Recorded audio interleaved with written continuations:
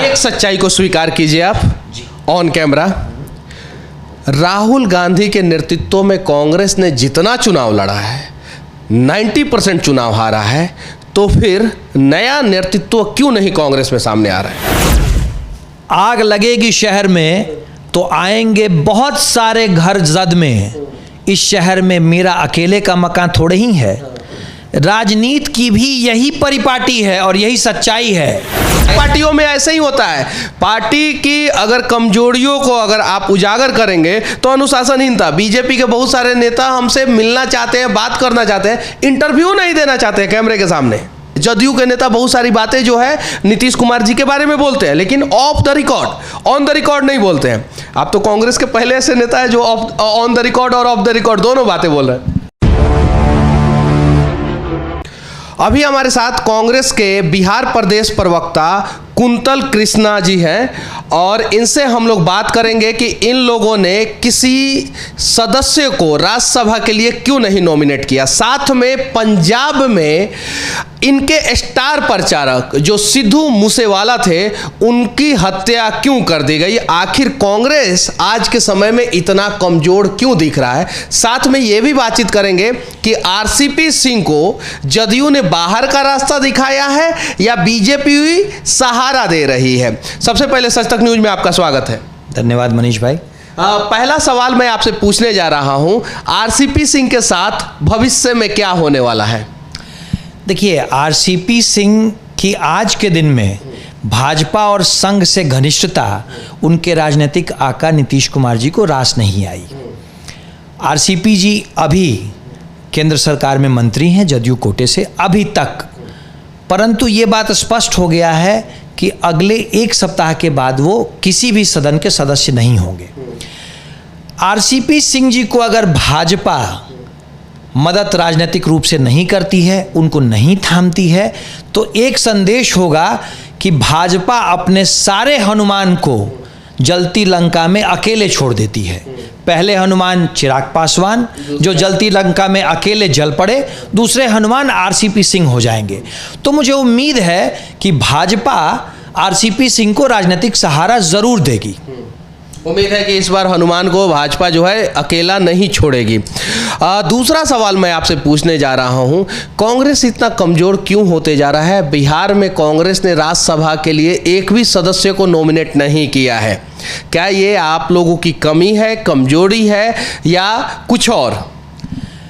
बिहार में किसी को भी राज्यसभा सदस्य की तरह नामित करने की स्थिति में हम आज नहीं हैं। क्यों नहीं है आप लोग? हमारे पास उतना संख्या बल नहीं है। 40 साल आप लोगों ने बिहार पे राज किया, लगभग 60 साल पूरे देश पे, और आज आप लोगों के पास उतना संख्या भी नहीं है कि एक सदस्य को राज्यसभा में भेज सके। ये सत्य है, कड़वा है, परंतु ये सत्य है।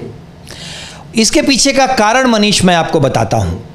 आज के दिन में सत्य को आप एक्सेप्ट कर लेते हैं, इसीलिए मैं आपके पास आता हूं। बहुत सारे नेता जो है अपने पॉलिटिकल पार्टी का कड़वा सत्य एक्सेप्ट नहीं करते। बहुत सारे नेता, अगर कांग्रेस की विश्वसनीयता फिर से राजनीतिक रूप पे भारत में और बिहार में स्थापित करनी है तो हर कांग्रेस जन को इस कड़वे सत्य को एक्सेप्ट करना होगा। पहली बात, विपक्ष की कमजोरी कहीं नहीं तो कहीं जो है देश की कमजोरी बनते जा रही है। जो सत्ता दल है वो महंगाई पे चर्चा नहीं कर रहा है, जो सत्ता दल है बेरोजगारी पे चर्चा नहीं कर रहा है, क्योंकि विपक्ष जो है वो कमज़ोर है और इन सब मुद्दों को सही ढंग से नहीं उठा पा रहा है। यही स्मृति ईरानी थी, सिलेंडर को सर पे लेके जो है सड़कों पे प्रदर्शन करती थी।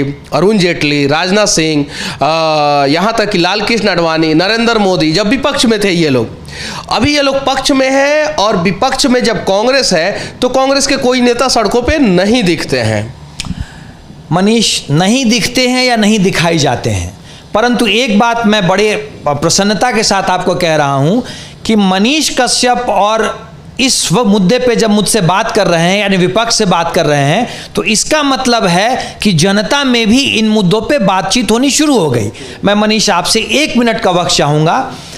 देखिए, 2010 के बाद इस देश में एक नई तरह की राजनीति की सुगबुगाहट हुई।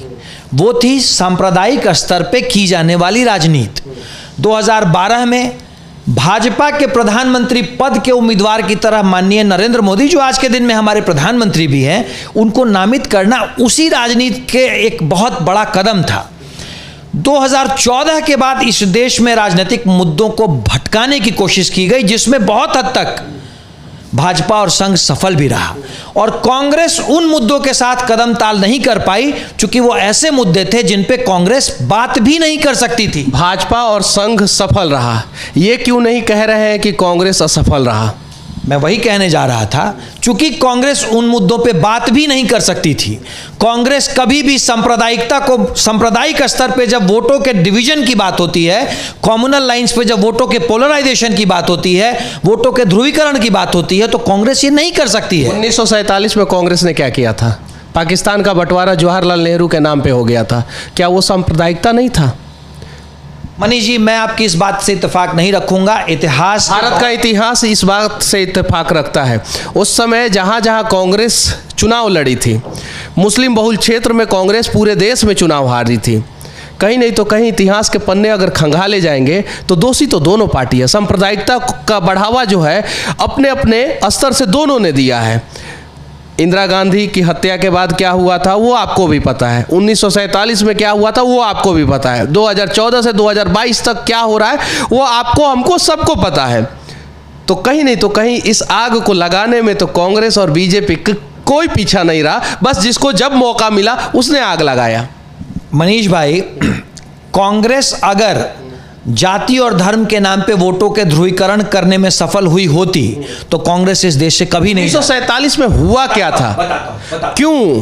क्यों एक नाम पे जो है रिजिड हुआ गया, उसके बाद से जो है पाकिस्तान का बंटवारा हुआ, उसके बाद से जो है बांग्लादेश का बंटवारा हुआ, क्यों? मनीष भाई, रिजिड एक नाम पे नहीं हुआ गया था, ऐतिहासिक तथ्य है। सब चीजों पे चर्चा नहीं करेंगे हम लोग, लेकिन ये जो सच है, पंजाब के एक स्टार प्रचारक जिससे चन्नी जी ने अपने पार्टी में शामिल किया था, सिद्धू मूसेवाला, जिनकी हत्या हो गई, 10 मिलियन सब्सक्राइबर थे उनके पर्सनल यूट्यूब पे। उनका बहुत सारा गाना 800 मिलियन 900 मिलियन क्रॉस किया यूट्यूब पे, जो अपने आप में रिकॉर्ड है। पंजाब के टॉप 5 सिंगर में से एक थे और देश के टॉप 10 सिंगरों में से एक थे। क्यों कर दी गई? सिद्धू मूसावाला आज हम लोग के बीच में नहीं है। स्वर्गीय सिद्धू मूसावाला सिर्फ कांग्रेस के नेता ही नहीं थे, बल्कि पंजाब में युवाओं की आवाज भी थे। आपने खुद कहा 10 million subscriber. Sidhu Moosewala was a youth icon in Punjab. और देखिए, आप घटनाओं की क्रोनोलॉजी समझें।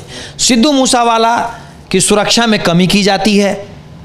सिद्धू मूसावाला, सुरक्षा में कमी कब की जाती है? जब वहां पे कांग्रेस बुरी तरीके से हार जाती है और सिद्धू मूसेवाला कांग्रेस पार्टी के स्टार प्रचारक होते हैं और आम आदमी पार्टी जीत जाती है, तो ये हर जगह ऐसा ही होता है। बिहार में सत्ता बदल जाएगा, सुरक्षा में बहुत सारे लोगों की कमी बेसी हो जाएगी। देश में सत्ता बदलता है तो ऐसे ही होता है। पंजाब में भी सत्ता बदला, वही हुआ।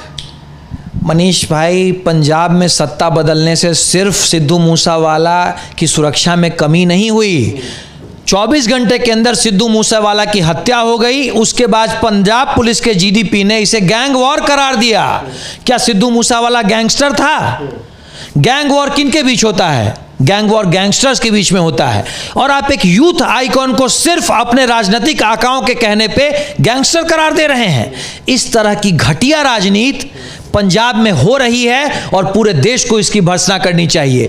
पंजाब में एक यूथ आइकॉन की सरकारी हत्या कर दी गई, सरकारी हत्या, उनकी सुरक्षा में कमी की गई। कहने का मतलब यह है कि सरकार ने उनका हत्या कराया है, आपका कहने का मतलब यह है? बिल्कुल। सिद्धू मूसावाला की हत्या के लिए पंजाब की सरकार जिम्मेदार है, यह कोई कोइंसिडेंस नहीं है। सुरक्षा में कमी की गई। अगर सिद्धू मूसेवाला का हत्या कोई आम आदमी करता है तो उसे फांसी की सजा दी जाती है। आपके कहने के अनुसार अगर पंजाब सरकार ने करवाया है तो सरकार में बैठे किन किन मंत्रियों को फांसी की सजा दी जाएगी?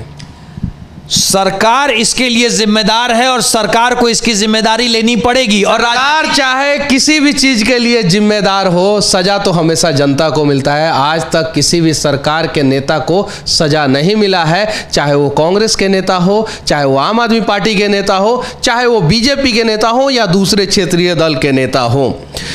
कांग्रेस का उत्थान कैसे होगा और क्यों नहीं हो रहा है, दोनों बातें आप हमें बताएं।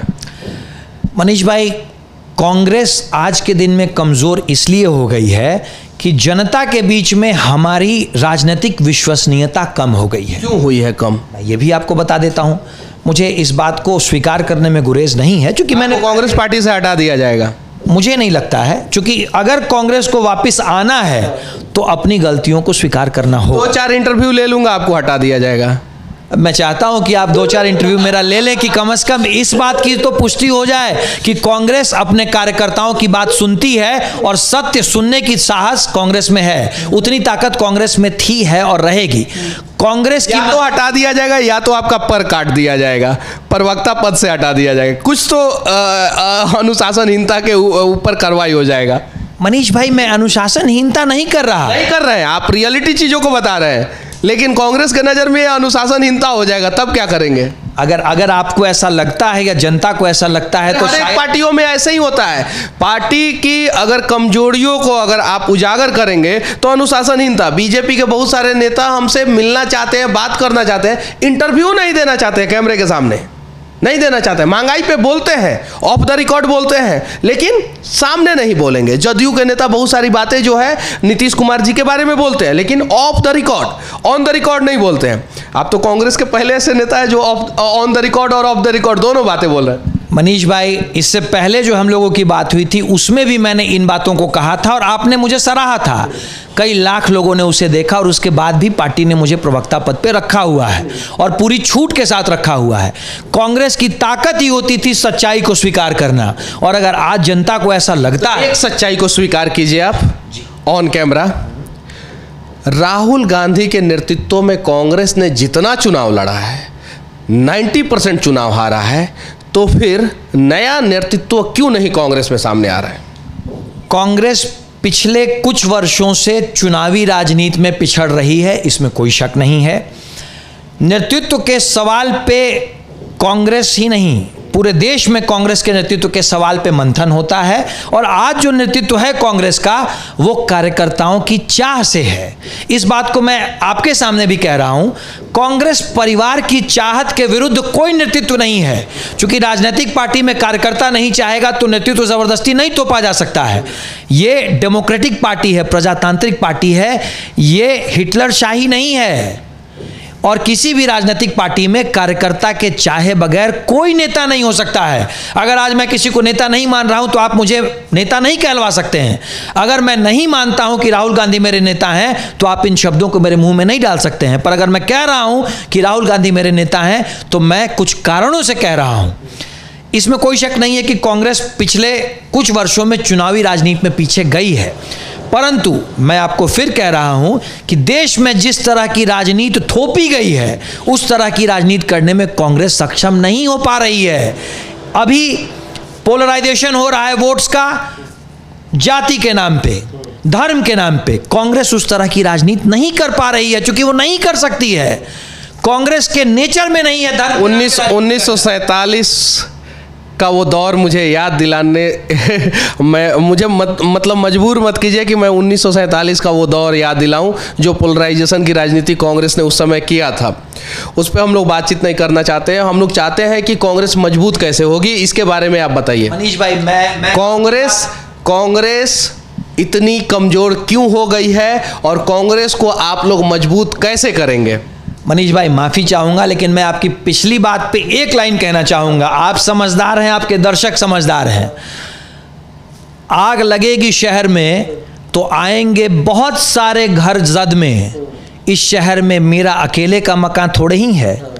राजनीति की भी यही परिपाटी है और यही सच्चाई है। अगर आग लगाई जाएगी तो बहुत सारे घर जलेंगे, मेरा घर भी जलेगा, आपका घर भी जलेगा। अगर आज मेरा घर जला है तो आग तो लगी है ना। इस सच्चाई को भी मैं स्वीकार करता हूं। अभी हमारे साथ कांग्रेस के बिहार प्रदेश के प्रवक्ता कुंतल कृष्णा जी थे।